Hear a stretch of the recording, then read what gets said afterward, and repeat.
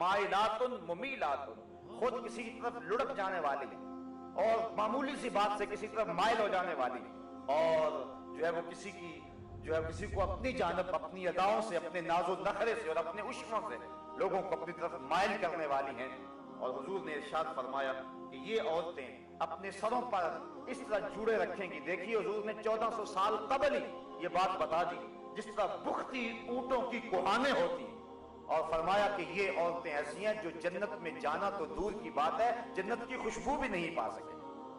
آج اپنے لباس کو ترک کر دیں، آج حیا کی چادر پھاڑ کے پھینک دیں، جو کرنا ہے کر لیں، اس مغرب کے معاشرے کے پیچھے لگ جائیں، لیکن حضور کے اس فرمان کو نظر میں رکھیں کہ قیامت کے دن پھر کتنی رسوائی ہوگی ان عورتوں کی جنہوں نے حیا کی چادر کو اتار کے پھینک دیا۔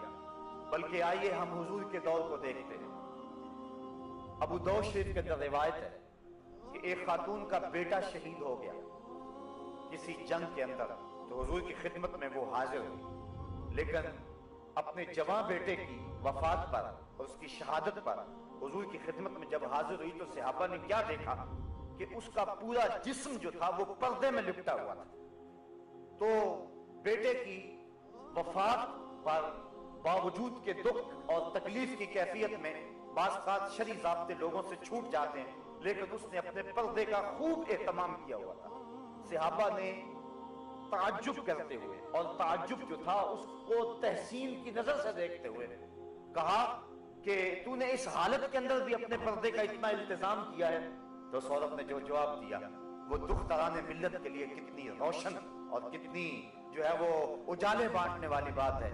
اس نے کہا میرا بیٹا فوت ہو گیا، میرا حیا تو فوت نہیں ہوا ہے، میرا بیٹا چلا گیا لیکن میرا حیا تو بھی باقی ہے۔ تو یہ تھی اسلام کی وہ دختران جن کی گود میں اسلام پلتا تھا۔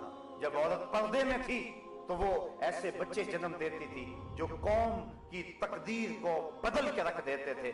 اقبال کہتا ہے تو نہ دانی کہ سوزے کے راتے تو دیگر کو کر تقدیر عمر را، میرے قوم کی بہن تو نہیں جانتی کہ تو بہن ہو کے قرآن پڑھے تو عمر کی تقدیر بدلتی ہے، اور تو ماں ہو کے قرآن پڑھے تو بیٹا نیزے کی نوک پہ بھی قرآن سناتا ہے۔ آج اگر عورت سمٹ جائے تو معاشرہ پھیل جائے گا۔ میری بہن، میری بیٹی، تو نگار خانے کی زینت نہیں ہے، تو گھر کی آبرو ہے، تو مغرب کی ٹینوں نہیں ہے، تو مشرق کی بیٹی ہے، تو محافل کا حسن نہیں ہے بلکہ تو چراغے خانہ ہے، تیرے دم سے کائنات کے اندر حسن ہے۔ مکالمات افلاطون نہ لکھ سکی لیکن اسی کے شعلہ سے ٹوٹا شرار افلاطون۔ اسی عورت کی گود کے اندر اسلام پلتا تھا۔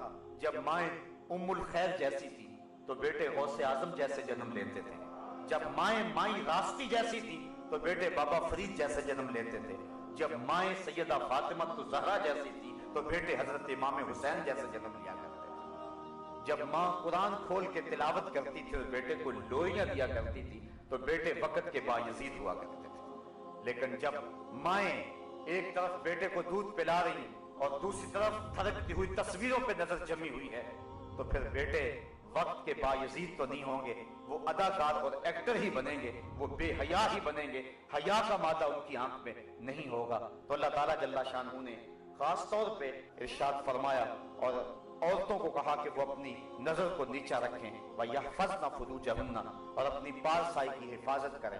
سب سے قیمتی جوہر کسی شخص کی آبرو ہے، اگر آبرو باقی نہ رہی تو کیا باقی رہا؟